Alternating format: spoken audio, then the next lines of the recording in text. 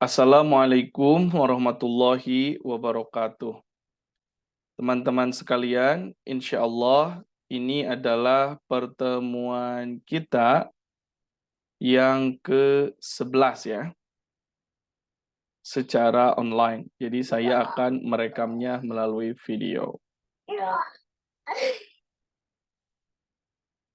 Yonsu, please. Yonsu and Dapia, please. Daddy is giving a lecture and this is recorded. Maaf teman-teman, ada anak-anak main ke kamar. Oke.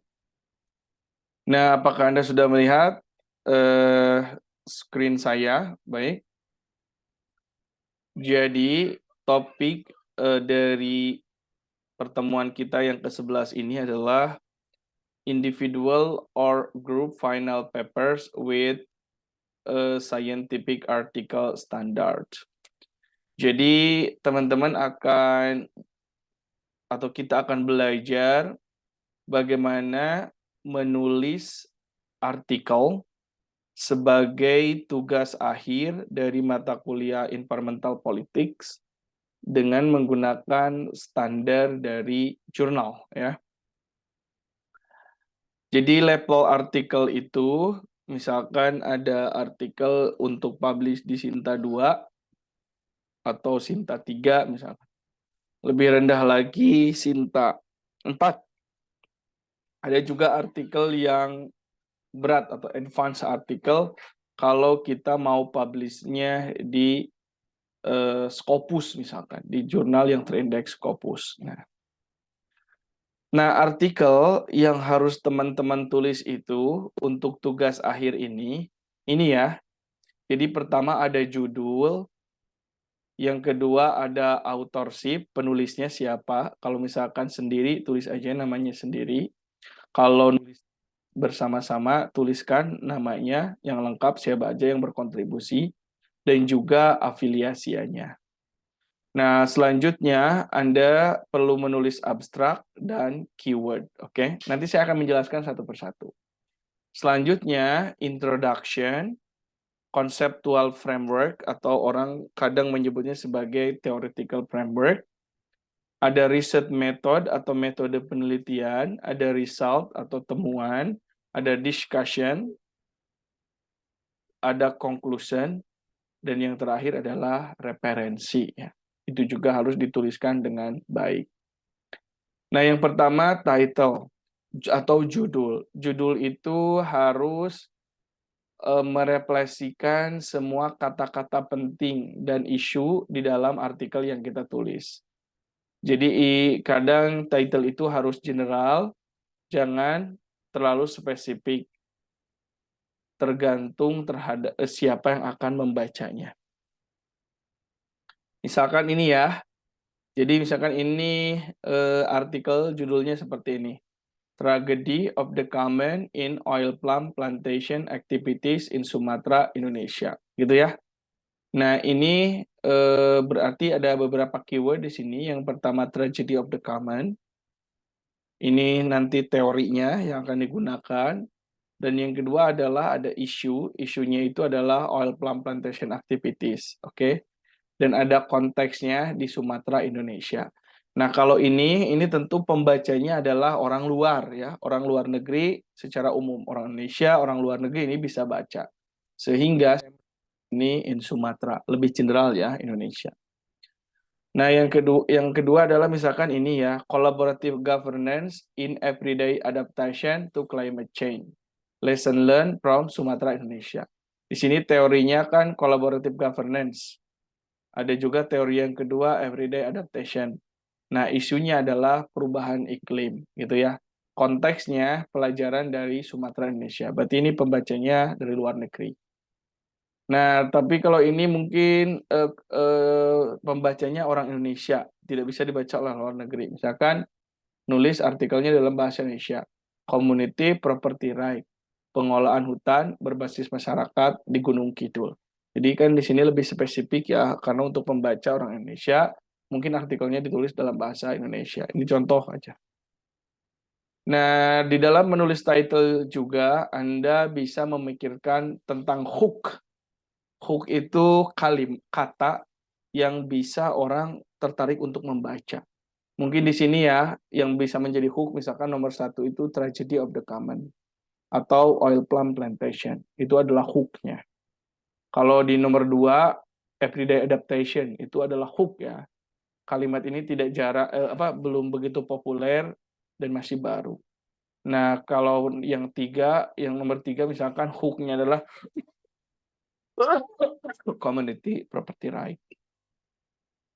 Nah, title itu kalau Anda nulisnya dalam bahasa Inggris ya, itu bentuknya frase gitu ya, bukan kalimat. Oh ya, sorry. Kuliah ini untuk kelas IGOP dan juga kelas reguler ya. Jadi tulisannya dalam bahasa Indonesia, tapi menerangkannya dalam bahasa Inggris. Tulisannya dalam bahasa Inggris, menerangkannya dalam bahasa Indonesia, supaya bisa dimengerti oleh semua pihak. Nah, gitu ya. Nah, yang kedua adalah authorship atau penulis, oke? Penulis itu ya Anda ya, can be one or more, bisa satu orang atau juga lebih. Tapi ini yang boleh nulisnya bareng itu kalau untuk kelas reguler ya, yang E sama F. Boleh yang nulisnya lebih dari satu orang, maksimal 5 orang. Tapi kalau kelas iGov, karena sedikit ya jumlah mahasiswa dalam kelas kita, jadi yang nulisnya sendiri aja gitu. Kemudian bagaimana penulis itu di dalam artikel. The more you work on the writing process, the better for you to put your name as the first author. Jadi siapa yang paling banyak memberikan kontribusi di dalam penulisan artikel tersebut, maka sebetulnya dia yang harus namanya didahulukan, gitu ya. Kalau kontribusinya nggak ada, nggak usah dimasukkan. Kalau kontribusi paling sedikit, jadi namanya ditulis terakhir, gitu ya. Nah, be careful not to put anybody names if they did not make any contribution to work. Jadi jangan pernah memasukkan nama seseorang di dalam paper Anda, artikel Anda, ketika orang tersebut tidak memberikan kontribusi sama sekali. Bagaimana dia berkontribusi kan untuk ngeprint itu bayar. Oh, itu mah bukan kontribusi ya. Kontribusi itu ikut berpikir, ikut menulis bersama, ikut berdiskusi, that is the contribution. Nah, bisa juga Anda, nggak usah ini ya, you can put your supervisor names if they wish. In the research ethics, supervision is considered as a part of research contribution. Anda juga bisa menuliskan supervisor itu dosen Anda yang membimbing gitu ya.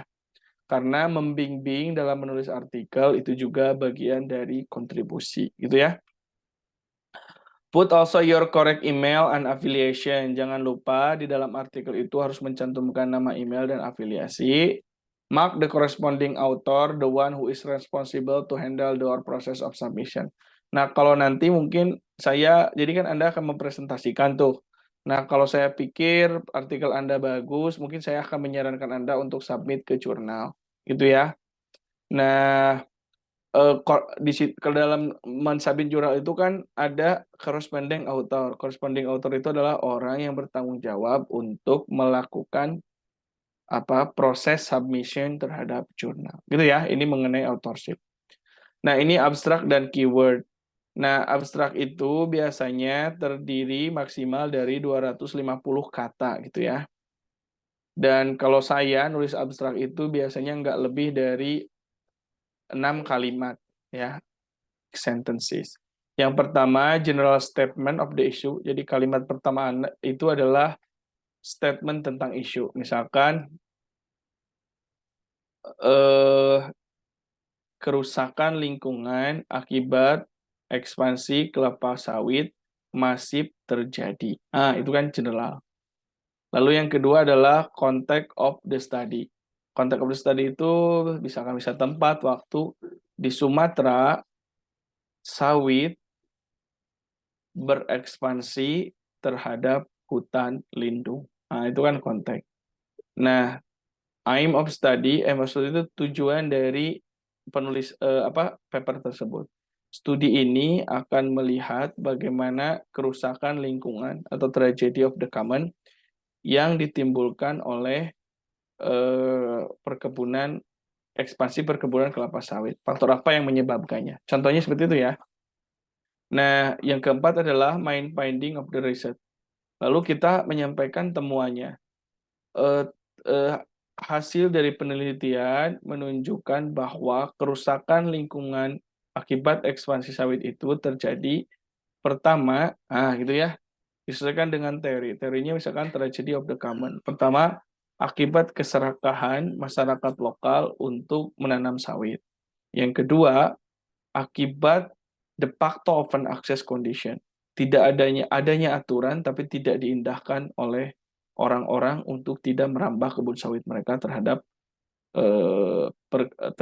lahan area hutan. Nah, itu ya, kayak gitu ya. Itu main finding. Nah, lalu sentence yang kelima atau kalimat yang kelima itu metode. Dalam penelitian ini penulis menggunakan metode apa? Metode kualitatif di mana data misalkan diperoleh dari clipping koran. Data diperoleh dari interview. Terserah ya mau datanya. Lalu argumen atau second finding. Nah, argumennya kita mengatakan bahwa untuk meminimalisir kerusakan lingkungan tragedy of the common akibat ekspansi sawit, maka seharusnya pertama masyarakat memiliki kesadaran untuk tidak greedy ya, serakah dalam menanam kelapa sawit. Yang kedua, perlu adanya penegakan hukum. Itu contoh aja ya. Lalu kalau Anda menulis dalam bahasa Inggris, biasanya abstrak itu ditulis dalam present form, gitu ya, simple atau perfect tense, gitu ya. Lalu selanjutnya setelah abstrak, paper Anda itu bab berikutnya atau sub chapter berikut atau chapter berikutnya adalah introduction, gitu ya. Introduction itu biasanya saya menulisnya dalam 4 paragraf. Yang pertama, paragraf pertama, clear explanation about the issue being researched. Yaitu clear explanation of the issue being researched. Penjelasan yang jelas tentang isu yang akan kita teliti. Misalkan tragedy of the common atau kerusakan lingkungan akibat sawit. Kenapa? You got headache? So just leave there. Itu dijelaskan ya. Lalu yang kedua, problem statement gap between reality and theoretical perspective. Yang kedua adalah bagaimana gap antara keadaannya, misalkan keadaan di Sumatera itu tentang sawit seperti apa, dan juga the theoretical perspective. Gap-nya dengan tragedy of the common atau kemiripannya dengan tragedy gap itu menurut realitas seperti ini, tapi menurut teori seperti ini. Kok ada gap? Nah, itulah ya. Nah, yang ketiga, paragraf ketiga adalah review of the existing research and the statement of the research gap. Jadi riset terdahulu tentang sawit itu seperti apa, ekspansi sawit terhadap hutan itu seperti apa temuannya. Lalu perbedaan penelitian Anda atau paper Anda dengan tulisan sebelumnya itu seperti apa. Dan yang terakhir adalah paragraf terakhir, Anda menjelaskan tentang pertanyaan penelitian Anda, fokusnya kemana, dan bagaimana Anda akan menganalisis isu tersebut. Misalkan isunya ekspansi sawit terhadap lahan hutan ya. Lalu Anda akan menganalisisnya dengan paradigma atau dengan teori tragedy of the common. Maka di-highlight ya. Nah, kalau Anda nulis dalam bahasa Inggris, introduction ini simple present atau present perfect. Nah, yang selanjutnya adalah conceptual atau analytical or theoretical framework. Tergantung ya. Yang pertama Anda harus menjelaskan, misalkan teori yang mau Anda gunakan tragedy of the common. Anda harus menjelaskan apa itu tragedy of the common.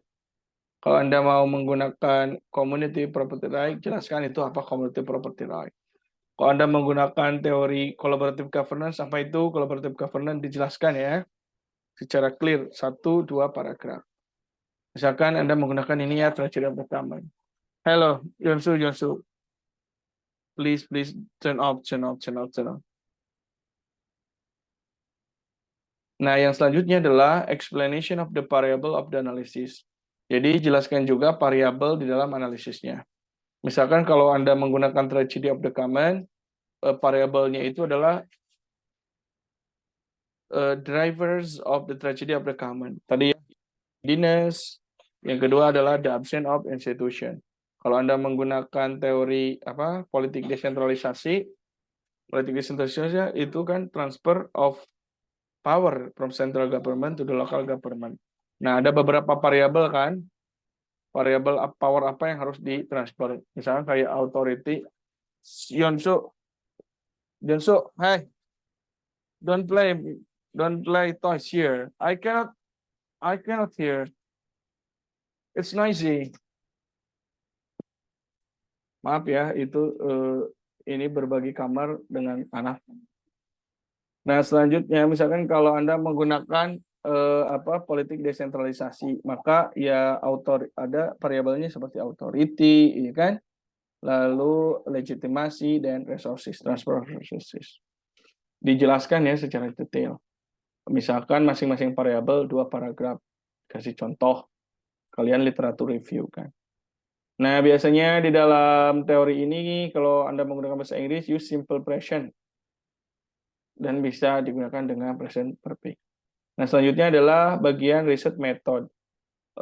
Metode apa yang akan Anda gunakan? Misalkan kualitatif. Kenapa kualitatif dijelaskan? Bagaimana Anda mengumpulkan data dan bagaimana Anda memanage data Anda. Misalkan data dari koran, data dari website, itu harus dijelaskan bahwa saya mengoleksi datanya dari website. Saya mengoleksi datanya melalui interview. Saya mengoleksi berapa yang diinterview. Kalau dari websitenya apa aja dan kenapa dari website tersebut. Ya.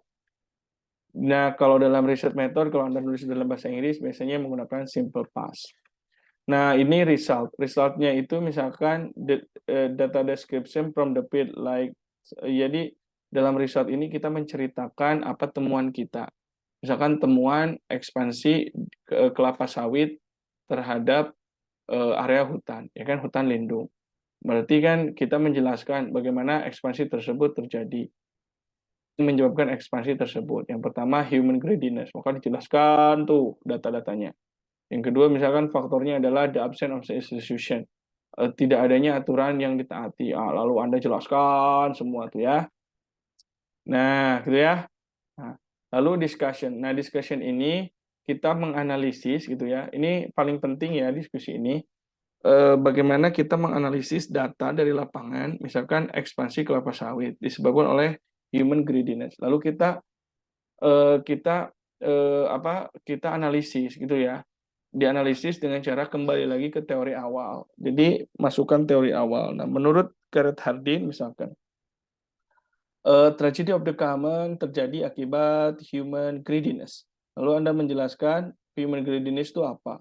Lalu Anda kembali lagi ke data Anda bahwa di Sumatera terjadi seperti ini. Lalu Anda mengatakan, data di Sumatera menunjukkan kecocokan dengan apa yang disampaikan oleh Gareth Hardin bahwa manusia itu adalah serakah untuk selalu mengekspansi. Anda kalau mau menggunakan teori lain misalkan, teori politik desentralisasi. Nah, lalu Anda menemukan bahwa pemerintah daerah itu tidak bisa menyelesaikan masalah lingkungan di daerah karena tidak ada transfer of power misalkan. Nah, menurut Ribot bahwa Anda di dalam diskusi itu mengatakan bahwa menurut Ribot politik desentralisasi itu akan bekerja kalau ada transfer of power. Powernya 1, 2, 3, authority, legitimasi, and resources. Nah, authority sementara di lapangan Anda menemukan bahwa pemerintah daerah itu tidak memiliki authority, kemampuan misalkan untuk membuat peraturan perundangan, untuk mengalokasikan anggaran. Nah, maka Anda mengatakan bahwa berbeda dengan apa yang disampaikan Ribot, justru di Sumatera terjadi seperti bla bla bla bla bla. Kalau sama bla bla bla bla. Gitu ya. Nah, yang terakhir conclusion. Conclusion itu Anda 2 paragraf cukup ya. Paragraf pertama apa tujuan penelitian Anda diulang kembali. dan juga paraphrase main finding. Lalu yang ketiga paragraf kedua adalah refleksi bagaimana hubungan temuan Anda dengan theoretical framework dan juga kira-kira kalau rekomendasi apa yang Anda miliki, itu ya. Nah, jangan lupa pakai referensi dalam mengerjakannya, misalkan Mendeley ya atau EndNote 7. Prioritaskan kalau Anda mau publish, referensinya jadi jurnal dan buku. Minimum five citation of the article from the journal. Kalau Anda mau menargetkan ke jurnal tertentu, bisa mensitasi 5 artikel dari jurnal yang Anda targetkan. Prioritaskan publikasi yang terbaru gitu ya. Maksimal misalkan 10 tahun terakhir gitu ya. Nah, ini teknisnya ya. Jadi pertama Anda silakan memilih ya topiknya mau apa aja, mau tragedy of the common gitu ya. Dan tentu kan harus ada contoh empiriknya, mau tragedy of the common. Terus apa lagi, guys? Environmental conflict boleh. Yang ketiga adalah state property right, private property right, community property right, political decentralization, collaborative governance, dan responsibilization. Kurang lebih kan ada 8 topik yang sudah kita diskusikan. Nah, Anda pilih mana aja yang paling Anda pahami. Kalau Anda ngerjainnya sendiri, oke? Tapi kalau Anda ngerjainnya kelompok, Anda nggak bebas milih topik. Anda harus memilih topik yang belum dikerjakan oleh kelompok lain. Paham kan? Jadi kalau Anda ngerjain sendiri, topiknya bebas, mau apa aja. Asal menggunakan teori 8 yang sudah saya kenalkan ya. Ingat ya, tragedy of the common, environmental conflict, state property right, private property right, community property right, political decentralization, terus apa? Collaborative governance. Ada 3 model tuh collaborative governance itu Ansel, Inside the Black Box, Thomson and Perry, dan yang terakhir adalah Emerson. Atau Anda juga bisa menggunakan teori yang terakhir ya, pertemuan kemarin yang Anda lagi libur, yaitu tentang responsibilization. Nah, kalau Anda mengerjakannya sendiri, seperti anak IGOV gitu ya, itu bebas, mau mengerjakan topik mana aja, oke? Tapi kalau Anda berkelompok, maka kelompok Anda tidak boleh mengerjakan topik yang sudah dikerjakan oleh kelompok yang lain. Clear ya? Nah, kapan Anda mengerjakannya? Minggu depan ya. Bagi reguler, Anda mengerjakannya tanggal 4 sampai dengan 11 Desember. Oke, 4 dan 11 Desember kita nggak masuk. Anda mengerjakan pekerjaan ini. Nah, IGOP itu mengerjakan tanggal 2 dan 9 Desember. Oke? 2 dan 9 Desember untuk IGOP. Benar ya? 2 9 Desember. Saya cek lagi, harusnya IGOP tanggal berapa ya? Nah, terus kalau grup, ingat ya, kalau grup jangan sama topiknya dengan kelompok lain. Nah, setelah paper jadi, maka Anda harus membuat PowerPoint untuk dipresentasikan, oke? Yang individu atau kelompok, semua. Yang individu dan kelompok harus presentasi. Nah, dalam presentasi kita akan belajar bersama, tapi sebelum presentasi Anda harus mengirimkannya dulu ya, paper yang udah jadi ke sistem, ke MyClass. Nah, dalam presentasi kita akan belajar bersama dan saya akan memberikan masukan. Jadi tanggal 18, misalkan tanggal 18 sama 23 Desember itu kelas reguler ya, Anda akan presentasi. Lalu IGOP tanggal berapa ya hari Sabtu tuh? IGOP itu yang jelas tanggal 30 Desember ya, pokoknya hari Sabtu ya, ini IGOP kayaknya salah tanggalnya. Nah, kalau sendiri ini, kalau Anda mengerjakan paper ini sendiri, bisa Anda jadikan paper untuk disubmit ke jurnal ya, sebagai pengganti skripsi. Tapi harus dikonsultasikan dulu ke jurusan, nggak bisa saya aja. Kalau jadi, atau dijadikan proposal skripsi, oke? Nah, maka pekerjaan Anda submitnya adalah hasil perbaikan presentasi, gitu ya, itu tanggal 4 Januari, oke? Nah, ini kalau saya submit ini, akan saya simpan ini. Kalau Anda mau submit, seperti itu. Nah, itu saja untuk kuliah saya. Kalau Anda pertanyaan boleh di grup ya. Mungkin ini terlalu singkat atau seperti apa. Demikian, terima kasih banyak. Wassalamualaikum warahmatullahi wabarakatuh.